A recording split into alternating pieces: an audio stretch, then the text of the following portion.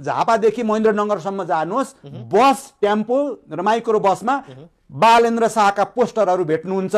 घर घरमा बालेन्द्र शाहका पोस्टरहरू भेटिन्छन्। किनभने एमाले ज्यूहरूले काम गर्न नदिँदै पनि उहाँले काठमाडौँ चकमक पारेको देख्नुभयो। उहाँ लगायत काठमाडौँ महानगरपालिकालाई धेरै धेरै बधाई र धन्यवाद दिन चाहन्छु। किनभने यति सुन्दर र यति राम्रो काठमाडौँ यी आँखाले पहिला कहिल्यै देखेकै थिएन। त्यसकारण त्यत्रो अवरोधको बिचमा पनि त्यत्रो काम गर्न सक्छ भने, फुल कार्यकारी भयो भने 5 वर्षमा देशको कायापलट गर्न सक्छ भन्ने कुरो स्ट्रक्चरल इन्जिनियर भएको हुनाले सम्पूर्ण नेपालीमा विश्वास गएको छ र सम्पूर्ण नेपालीले चाहिँ मत हाल्नु पर्यो भने दायाँ बायाँ हेर्दैनन्, पुरानो अनुहारलाई आउन दिँदैनन्। यस मुलुकले नयाँ पुस्ताले शासन सत्ता चलाओस् भन्ने चाहेको छ।